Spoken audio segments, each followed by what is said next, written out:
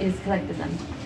So we used to have the skulls of these. Okay, when Ralph Glidden closed his bone place, Philip Knight Wrigley, the son of William Wrigley Jr., bought them up and gave them to the museum in 1954.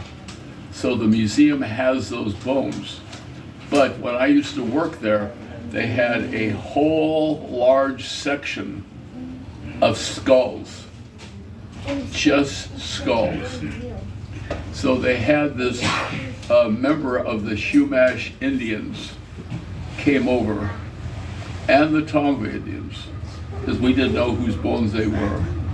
I'll never forget it. I was working there, and he came up and he said, "How would you like to have your grandmother's skull on, for people to look at and gawk at?" He said, "Would you please let us have the skulls back so we can reprobate them?"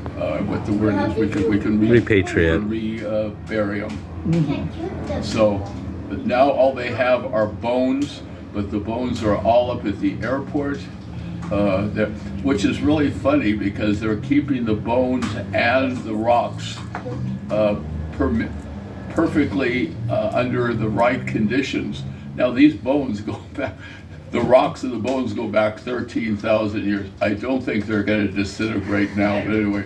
So they have them keep the right temperature, everything perfect. At the airport? Yeah, at the airport. Are they displayed? No, you can't see them. Oh, because we're going tomorrow. Yeah, because they're in the hangar, in the back in boxes. Oh, okay. But the ones you can see, if you go to the museum, you'll see Ralph Glidden, you'll see a picture of his bone museum, and you'll see some of the hooks. You'll see some of the other things, the jewelry, whatever they made with their bones. Ralph Glidden Bone Museum? Huh? Bone Museum? It's called the Bone Museum? I think it's just called Ralph Yep. Glidden's Bone Museum. And Well, you'll see when you go up to the museum. His museum was on Catalina Island. Yeah, he lived here on Catalina Island.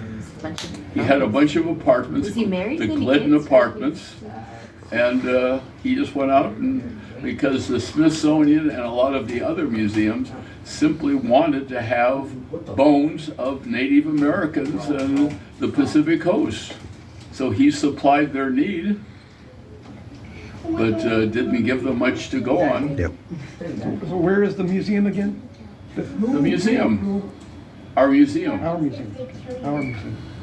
If you're planning to run for city council, Wait a minute. you better know where our museum is. Yeah, you got to make that clear because you didn't say the location, exact location of the Bone Museum. Well, I said it was below the Chimes Tower and closed down in 1950. But where below the Chimes Tower?